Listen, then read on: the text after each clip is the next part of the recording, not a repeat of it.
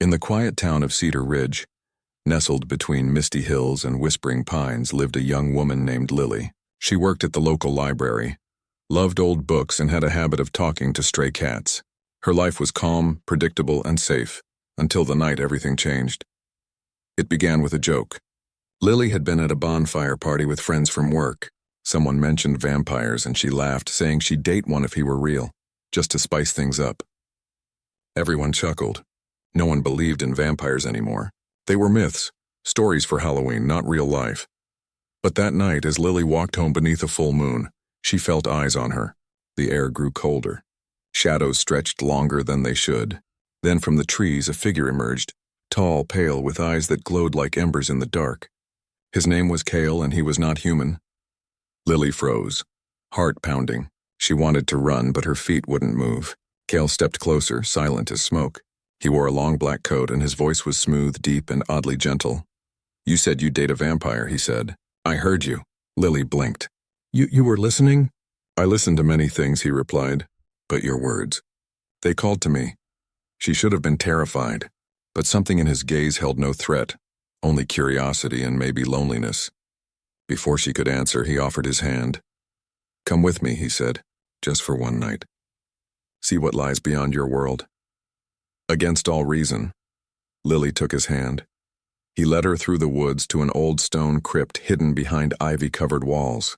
Inside, candles flickered, books lined the shelves, and soft music played from a record player. It was strange, yes, but also beautiful. "Cale lived here alone for over 200 years. Why show me this?" Lily asked, her voice barely above a whisper. "Because you weren't afraid," he said. "Not truly. And because I'm tired of being alone." That night turned into days. Lily returned to the crypt again and again. She brought him coffee, though he didn't drink it, read him poetry, and told him about the world outside, smartphones, social media, climate change, and reality TV. He listened with rapt attention, sometimes amused, sometimes saddened. In return, Cale showed her wonders. He took her flying above the clouds, taught her to read ancient scripts, and shared memories from his long life. Battles fought, loves lost, cities risen and fallen. Lily began to see him not as a monster, but as a man shaped by time and sorrow. Still, she kept their secret. No one in Cedar Ridge knew. Her co-workers noticed she seemed distant, dreamy. Her cat, Mr. Whiskers, missed her. But Lily couldn't stay away. Cale made her feel seen in a way no one ever had.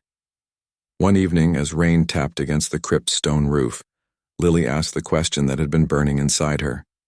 "Do you ever wish you were human again?" Cale was silent for a long time. Then he said, "I wish I could walk in the sun with you, hold your hand at noon, grow old beside you." His words broke her heart. She reached for his cold hand. Then maybe there's a way. She spent weeks researching. Old texts, folklore, forgotten spells. Most said it was impossible. But one dusty book from the library's restricted section mentioned a ritual, a choice. A vampire could become mortal again, but only if someone willingly offered their life force, not through death, but through deep, true love. Lily didn't hesitate. She told Cale what she'd found. He refused at once. "I won't take your life," he said fiercely. "Not even a part of it. It's not taking," she insisted. "It's giving, and I choose to give it." They argued for days. Cale feared losing her. Lily feared losing him to eternity without her. Finally, he agreed, but only if they tried the ritual together, sharing the risk. On the night of the blood moon, they stood in the center of the crypt. Candles burned in a circle. Lily held Cale's hands and spoke the words from the book. Light filled the room. Warmth spread through her chest. Cale gasped as color returned to his skin, as his heart, long silent, began to beat. When it was over, he collapsed into her arms, breathing hard, human. For weeks, they adjusted. Cale learned to eat, to feel the sun on his face, to sleep through the night without nightmares. Lily helped him get a job at the library, where his knowledge of ancient languages made him invaluable. People thought he was just a quiet, handsome newcomer. No one guessed his past. They moved into a small cottage on the edge of town. Mr. Whiskers approved. They planted a garden. They argued over dishes. They laughed over burnt toast. But sometimes, late at night, Cale would stare at the moon and grow quiet. "Do you miss it?" Lily asked one evening, curled beside him on the porch swing. "Sometimes," he admitted, "but not enough to go back. Being with you, It's worth every sunrise I never thought I'd see. Lily smiled and leaned her head on his shoulder. The stars above them glittered like promises. Their love had defied death, time, and myth. And now, in the quiet rhythm of ordinary life, they found something even rarer: peace. Months passed. Seasons turned. One spring morning, Lily found a single white rose blooming in their garden, though they'd never planted roses. Cale smiled when he saw it. "A gift," he said softly, "from the night that brought us together." Lily tucked the rose behind her ear and kissed him. The sun rose behind them, golden and warm, lighting the path ahead, not as a vampire and a human, but as two souls who had chosen each other against all odds. And in that moment, the world felt full of magic again, not the kind that hides in crypts or feeds on fear, but the kind that grows in shared silence, in morning coffee and hands that never let go. Lily had joked about dating a vampire. Now she shared a home, a life, and a future with the man he'd become. And though their story began in shadows, it would end in light. The years passed like pages turning in a well-loved book. Lily and Cale lived quietly in Pine Hollow, where the mountains stood guard and the lake held secrets in its still waters. Lily wrote stories that no one knew were echoes of a life she could no longer recall. Cale restored furniture with careful hands, his eyes often distant, carrying memories she no longer shared. Yet between them something remained. A quiet understanding, a warmth that needed no explanation. Mr. Whiskers grew old, his fur turning silver at the muzzle, his purrs softer but no less content. He slept between them on cold nights, a small bridge of fur and trust. Neighbors thought them an odd but sweet couple, the quiet man with the old-world manners and the dreamy-eyed woman who talked to trees. But peace, even when earned, is fragile. One autumn morning, while walking along the lakeshore, Lily found a stone. It was smooth, black, and unnaturally warm. Carved into its surface was a symbol she didn't recognize, but her fingers trembled when she touched it. That night she dreamed of a crypt, of candles, of a voice calling her name in a language that felt like home. She woke, gasping. Cale was already beside her, wide awake. "You remembered something," he said. "Not a question, just a feeling," she whispered. "Like I lost something important." He held her close. "You didn't lose it. It's still here, just hidden." But the dreams kept coming. Flashes of flight, of blood-red moons, of a man with silver hair and eyes like fire. She began sketching in her notebook, faces, places, symbols. One drawing showed a well with broken stones. Another, a white rose blooming in snow. Cale watched her with growing worry. The spell was meant to protect her, not haunt her.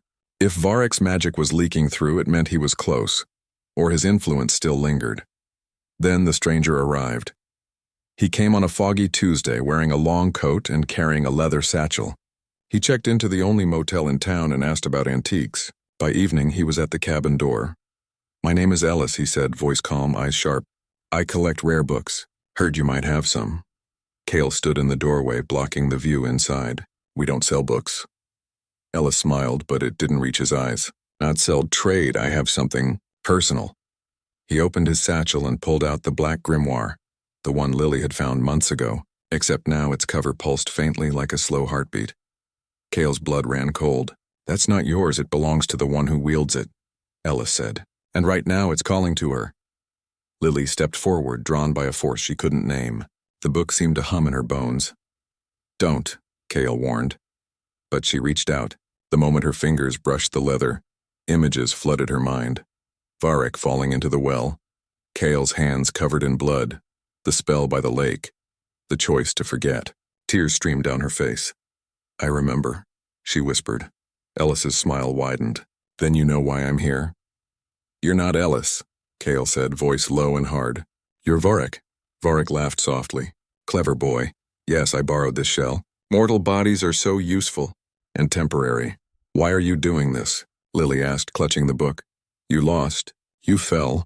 "I never fall," Varek said. "I adapt. And I've waited long enough. The bond between you two is stronger than I thought. Stronger than death, even memory. So I won't break it. I'll use it." He raised a hand. The air thickened. The lake outside churned without wind. Mr. Whiskers hissed and hid under the bed. Cale shoved Lily behind him. "Run." She didn't. She opened the grimoire. "You don't know what you're doing," Cale said. "I remember enough," she replied. The pages flipped on their own, stopping at a ritual marked with red ink. It wasn't about forgetting or binding. It was about balance. A way to strip a vampire of power, not by killing but by forcing them to face every soul they'd taken. To feel every life they'd stolen all at once. Varek's eyes widened. No. That spell is forbidden. It destroys the mind. Then maybe you should have stayed in the well, Lily said. She began to read. The words came to her as if she'd known them forever. The cabin shook. Candles flared. Varek screamed as shadows poured from his borrowed body. Faces, voices, cries of the lost. He clawed at his chest, falling to his knees. You think this ends me? He gasped. I am older than your towns, your gods, your stars. But you're not stronger than us, Kale said, stepping forward. Not anymore. Together they finished the chant. Light erupted from the book, pure and white. Varek's body dissolved into ash, carried away by a sudden wind through the open door. The grimoire crumbled in Lily's hands, turning to dust. Silence returned. The lake stilled. Mr. Whiskers crept out, tail high. Lily sank to the floor, trembling. It's really over? Kale knelt beside her. I think so. This time for good. She looked at him, eyes clear. I remember everything now. The crypt, the ritual, the choice. All of it. And I'd choose you again, even if I had 1,000 lives to lose. He kissed her forehead. And I'd find you in everyone. They buried the ashes of the grimoire deep in the woods under a young oak. No marker, no words, just earth and time. Life returned to its gentle pace, but something had shifted. Lily no longer dreamed of shadows. Kale no longer watched the windows at night. They planted roses by the porch, white ones that bloomed even in frost. One spring day, Lily sat on the dock, notebook in lap. She wasn't writing fiction anymore. She was writing their story. The truth. Not for anyone else. Just for them. Kale joined her, handing her a mug of tea. What will you call it? She smiled. He joked about dating a vampire. Now they share a crypt and a bed. He laughed, the sound warm and real. That's not very mysterious, it doesn't need to be, she said. Love isn't about mystery. It's about showing up, even when the world is full of monsters. Even when you're the monster. He added softly. You were never a monster, she said, taking his hand. You were just lost. And I was lucky enough to find you. They watched the sun dip below the water, painting the sky in gold and rose. Somewhere in the trees, an owl called. The wind carried the scent of pine and wet earth. They had faced death, memory, and time itself. And still, they chose each other. Not because it was easy, but because it was right. Years later, when Lily's hair turned silver and Kale's steps slowed, they still sat on that dock every evening. Mr. Whiskers was long gone, but new cats came. Strays drawn to the warmth of the cottage, just as Lily once was. Tourists sometimes asked about the white roses that grew wild around the property. Locals would smile and say, that's Lily and Kale's place. They've been together forever. And in a way they had, not because of magic or fate, but because every day they woke up and chose love over fear, trust over doubt, each other over everything else. Their story wasn't in grand battles or ancient prophecies. It was in shared silence, in mended teacups, in hands that never let go, even when the world tried to pull them apart. And if, on certain nights, the stars seemed to shine a little brighter over Pine Hollow, no one questioned it. Some things are better left unexplained. Like love that defies time. Like a joke that became a promise. Like a crypt that turned into a home. They had walked through darkness and emerged not unscathed, but unbroken, and in the end that was enough. More than enough. It was everything. The young woman's name was Maya. She had Lily's eyes, soft brown with flecks of gold, and Kale's quiet way of listening as if every word mattered. She carried a worn satchel and a notebook filled with sketches of places she'd never been. A stone crypt wrapped in ivy, a lake ringed with white roses, a cottage with smoke curling from its chimney.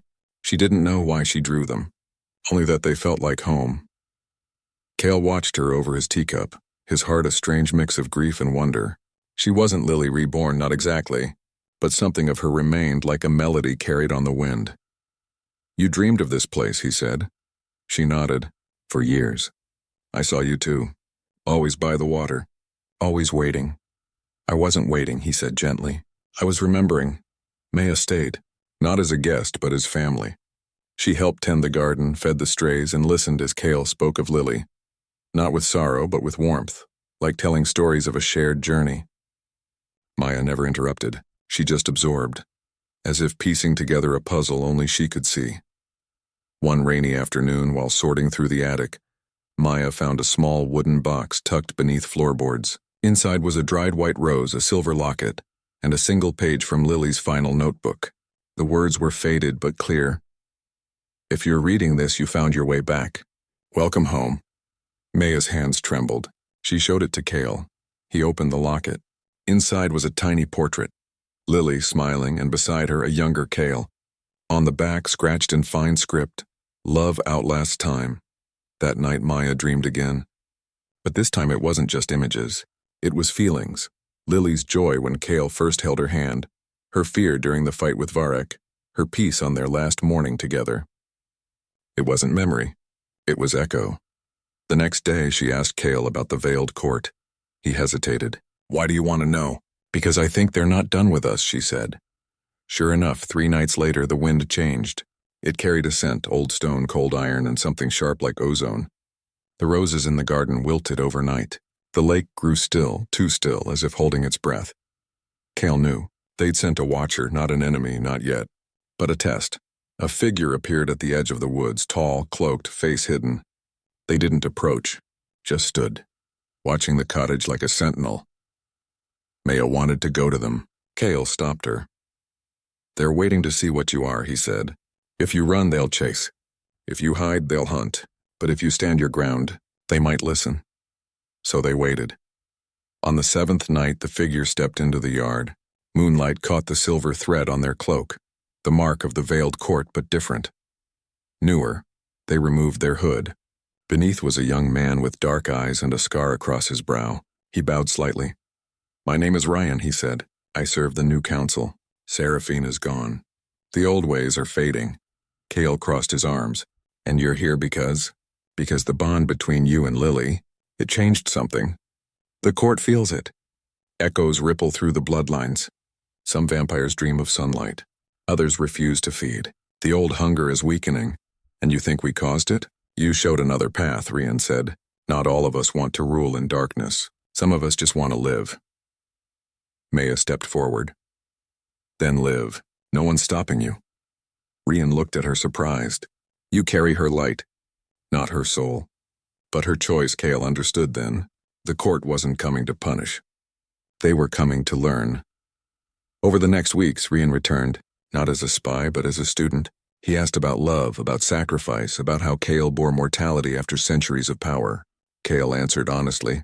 About fear, about joy, about burning toast in rainy mornings and the weight of a cat sleeping on your chest. Ryan listened. And slowly something in him softened. One evening, as fireflies blinked above the garden, Ryan removed his cloak. Beneath, he wore simple clothes, jeans, a sweater like any townsperson. "I left the court," he said. Not in anger, in hope. Cale nodded. "Welcome to the real world. It's messy, but it's worth it." Maya began teaching Ryan small things. How to plant seeds, how to brew tea, how to sit in silence without feeling empty. He learned quickly. He had centuries of loneliness to unlearn, but he tried. Meanwhile, Maya felt the echoes growing stronger. She could sense things, when a storm was coming, when an animal was hurt, when someone lied. It wasn't magic. It was empathy, sharpened by something ancient. One day, while walking by the lake, she found a stone. Black, warm, with the serpent and key symbol. But this time it didn't frighten her. She picked it up. It pulsed once gently like a heartbeat, then turned to smooth river rock in her palm. The old power was changing, not dying, transforming. Months passed.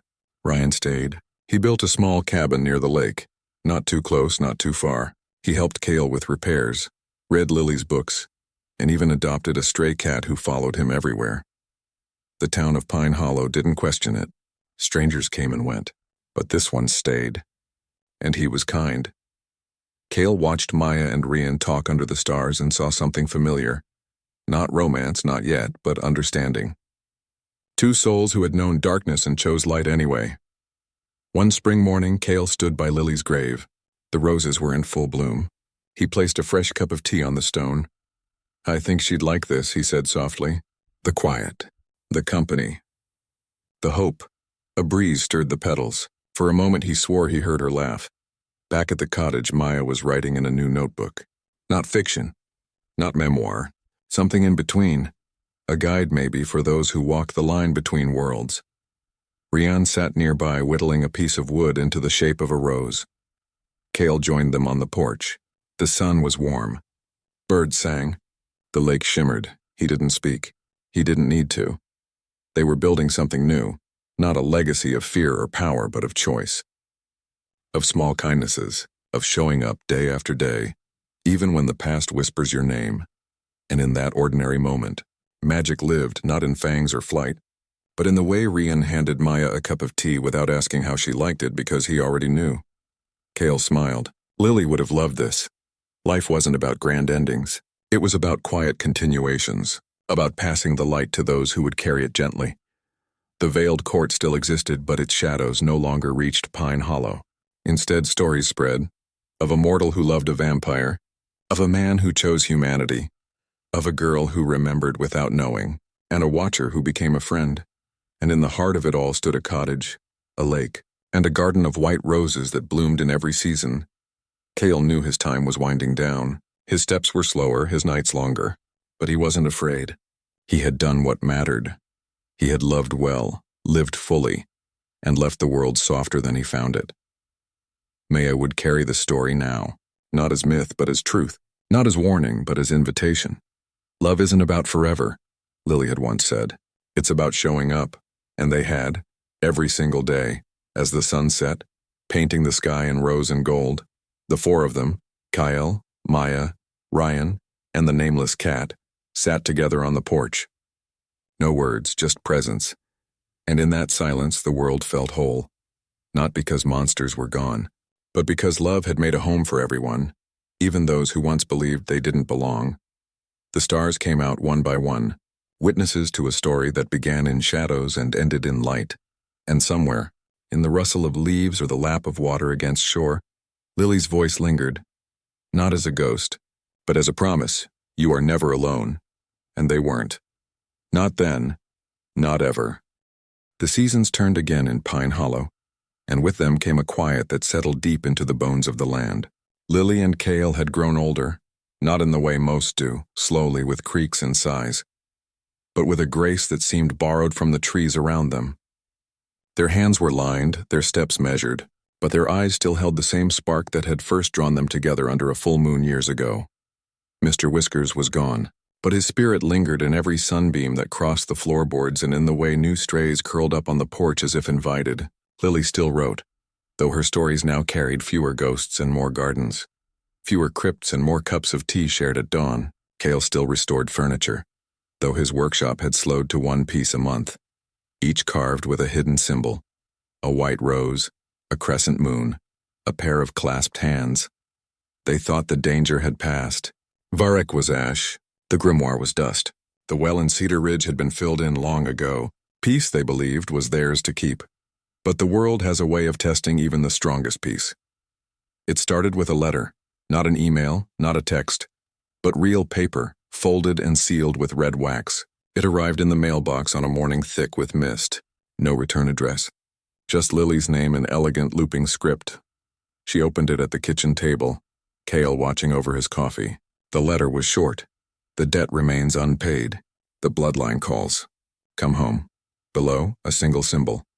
A serpent coiled around a key. Cale went pale. That's the mark of the veiled court. Lily frowned.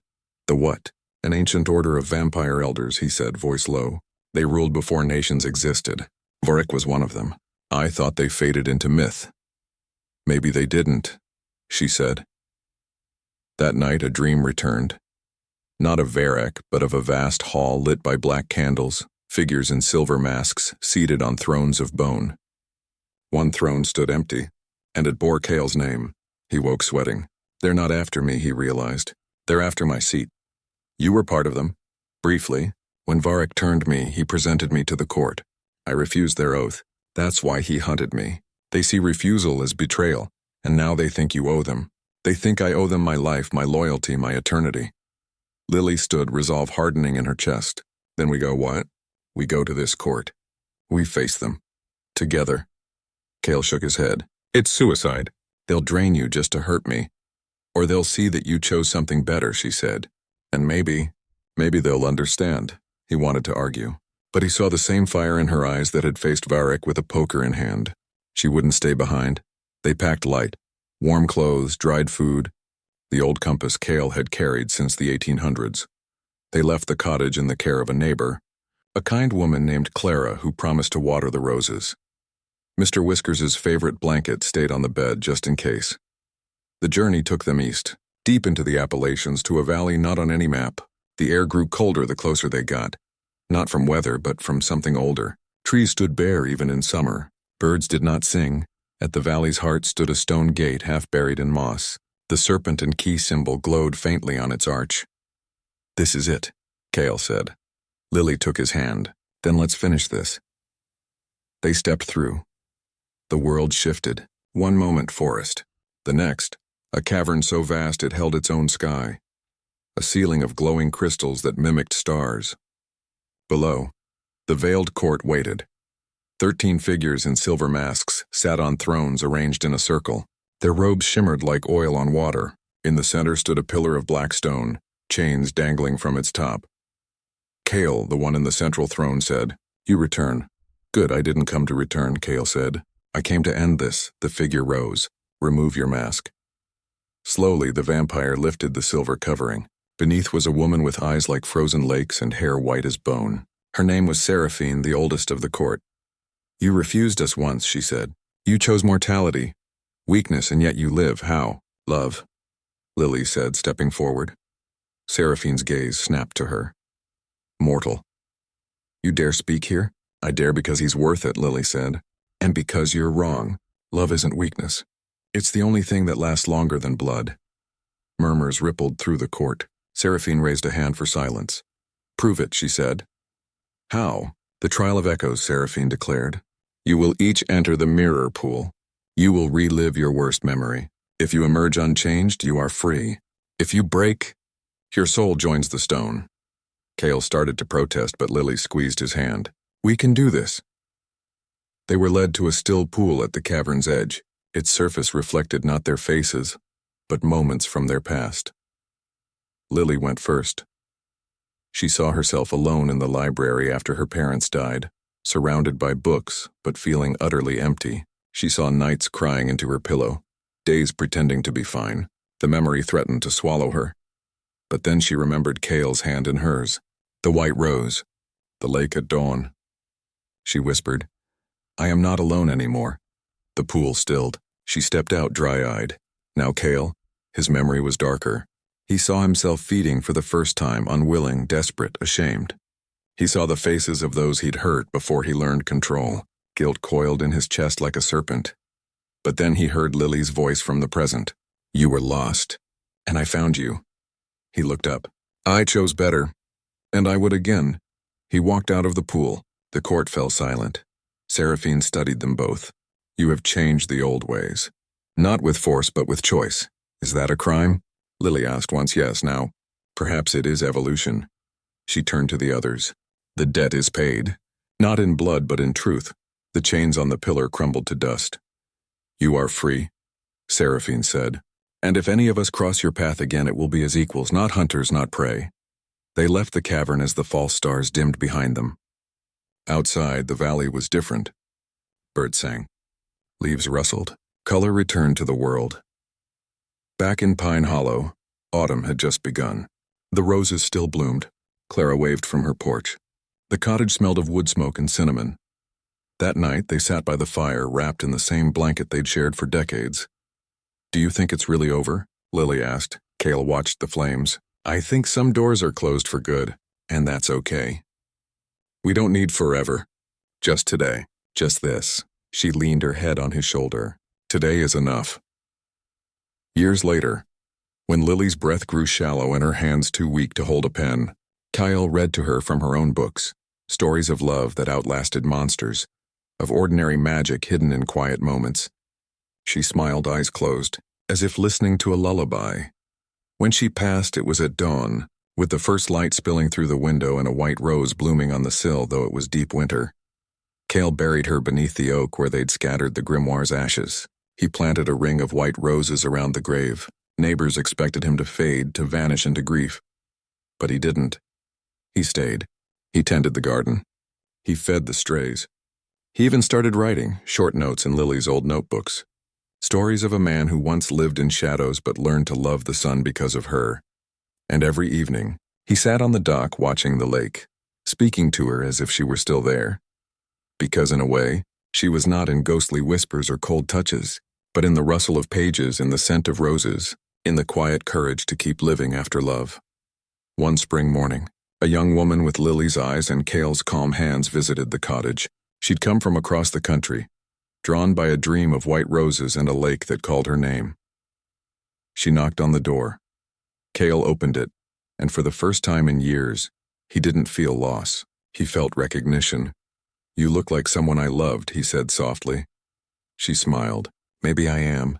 He invited her in, offered tea, and as they sat by the fire, the past and future met in the warmth of the present. Love doesn't end. It echoes, and in Pine Hollow under a sky full of stars the echo continued, quiet, steady, and full of light. Life in Cedar Ridge settled into a gentle rhythm for Lily and Cale. The cottage they shared smelled of cinnamon and old paper. Mornings began with steam rising from mismatched mugs, Cale learning to sip coffee without grimacing, Lily humming songs from the radio. Neighbors waved. Children left wildflowers on their gate. No one knew the truth, that the quiet man who fixed books at the library had once walked the earth when carriages ruled the roads and candles lit the night. But peace, even the sweetest kind, never lasts forever. One afternoon, while shelving biographies, Lily noticed a stranger watching Cale from the reading nook. He wore a long gray coat, eyes sharp and cold. He didn't check out books. He didn't speak. He just watched. When Cale looked up, the man vanished through the library doors like smoke. That night, over stew and crusty bread, Lily told him. Cale's face went still. His fork clinked against the plate. He didn't ask for a description. He already knew. "His name is Varek," Cale said quietly. "He was my sire." Lily's breath caught. "Your maker?" "Once, yes. He turned me in 1823. I left him after 50 years. He did not take it well." "You never told me you had enemies." "I hoped I'd left them behind," Kyle said, staring into his cup. "But the past has long fingers." The next day, the garden gate was broken. Not kicked in, snapped clean as if by something far stronger than human hands. Inside the cottage, nothing was stolen. Only one thing was moved. The white rose Lily kept pressed in her favorite book was gone. Fear curled in Lily's stomach like ice. She wanted to call the police, but what would she say? A vampire stole a dried flower? They'd think she was mad. Cale paced the room, jaw tight. "Varek isn't here for me," he said. "He's here to remind me what I am, and to take what I love most. You think he'll come for me? He'll try." That night they didn't sleep. They sat by the fire, hands clasped, listening to every rustle of wind, every creak of wood. Cale taught Lily how to spot unnatural silence, the kind that falls when predators are near. How to hold a knife, how to run without looking back. 3 nights later, Varek came. He didn't knock. He stood in the yard, moonlight glinting off his silver hair, eyes burning red. His voice carried through the walls like winter wind. "Cale, you traded eternity for a mortal girl? How pathetic." Cale stepped onto the porch, Lily behind him. "I traded nothing. I chose something better." Varek laughed, a sound like cracking bones. "Love, that fragile human illusion? She will age. She will fade. And you, my foolish child, will watch her die while you rot inside." Lily stepped forward, heart hammering but voice steady. "I may die, but I won't be alone, and you? You've lived centuries and still have no one." "That's not power. That's prison." Varek's smile vanished. His form blurred, and in a blink he stood inches from her, fangs bared. Cale moved faster. He shoved Lily behind him and met Varek's strike with his own. They crashed into the garden, a whirl of fists and snarls, shadows twisting around them. Lily grabbed the iron poker from the fireplace and ran outside. The fight was brutal. Cale was strong, but Varek was older, crueler, fueled by centuries of pride. He slammed Cale into the oak tree, bark splintering. Blood trickled from Cale's lip. "You were always weak," Varek hissed. "You chose mercy over might. Look where it got you." A cottage, a cat, and a girl who will forget you in a decade. No, Lily shouted. She raised the poker and struck Varric across the back. He howled, more in shock than pain. Mortals do not touch me. They do when they love someone worth protecting, Lily said, gripping the poker tighter. Cale used the distraction. He lunged, driving Varric backward into the old well at the edge of the property. The stone rim cracked under the force. Varric snarled, clawing at Cale's arms, but Cale held firm. You cannot kill me, Varric spat. I don't need to, Cale said. I just need you gone. With a final heave, he shoved. Varric fell into the darkness with a cry that echoed through the trees. Silence followed, thick and heavy. Lily ran to Cale. Are you hurt? He shook his head, breathing hard. He'll climb out, but it'll take time. And by then, we'll be ready, Lily finished. They didn't wait. At dawn, they packed what they could. Clothes, books, Mr. Whiskers in his carrier, and left Cedar Ridge behind. They drove west toward the mountains where towns were small and memories short. Weeks passed. They stayed in roadside motels, ate at diners, watched sunsets from highway overpasses. Cale kept watch every night, listening for the whisper of wings, the scent of old blood. But Varric didn't come. Maybe he gave up, Lily said one evening as they camped beneath redwoods. Cale shook his head. He doesn't give up. He waits. He planned still. They tried to live in a town called Pine Hollow. They rented a cabin near a lake. Cale found work restoring antique furniture. Lily started writing. A novel about a librarian who falls for a ghost. No one knew it was almost true. One rainy afternoon, while sorting through a box of donated books at the local shop, Lily found it. A slim volume bound in black leather. No title.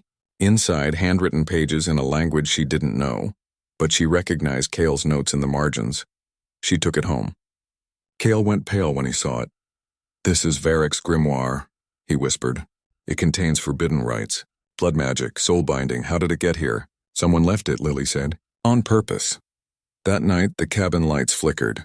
The fire died, though the wood was dry. Outside, the lake water stilled. No ripples, no wind. And on the door, scratched into the wood, were 3 symbols from the grimoire. Varric wasn't coming for them. He was already near. Cale flipped through the pages, fingers trembling. There's a spell here, a way to bind 2 souls across lifetimes. But it requires a sacrifice. Not death, but memory. One must forget everything. The other remembers all. Lily understood at once. No. If I forget you, he said, Varric can't use our bond against us. He can't track you through me. And if I forget you, she asked, then I'll find you again. I always will. Tears filled her eyes. What if you don't?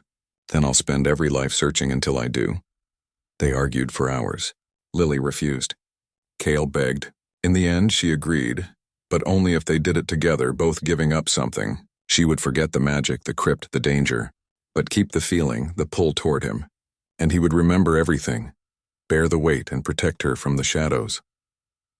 Under the next full moon, they stood by the lake. Cale read the spell in a voice thick with sorrow. Silver light wrapped around them. Lily felt warmth, then emptiness, then a strange calm. When it faded, she looked at Cale and felt familiar, like a song she'd heard long ago. Do I know you? She asked softly. He smiled, though his eyes were wet. Yes. You just don't remember how yet. He took her hand. They walked back to the cabin. Mr. Whiskers purred at their feet. The fire crackled. Outside, the world was quiet. Varric never came again. Maybe the spell worked. Maybe he lost their trail. Or maybe, for the first time, he saw something he couldn't destroy. Love that chose to forget just to keep the other safe. Months later, Lily sat on the porch writing in her notebook. Cale brought her tea. She looked up and smiled. The same smile she'd given him the night they met, though she didn't know why. You feel like home, she said. He sat beside her, shoulder to shoulder. You are home. And though her memories were gone, her heart remembered. It beat in time with his, steady and sure, under a sky full of stars that had watched them through lifetimes and would watch them through more. They had lost a past, but gained a future. Not perfect, not safe, but theirs. And sometimes, in the hush between heartbeats, Lily would catch a scent of old books and night air, and feel a whisper of something ancient and true curl around her like a promise.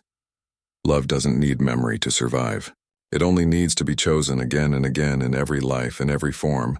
And they would keep choosing each other, until the stars themselves went dark.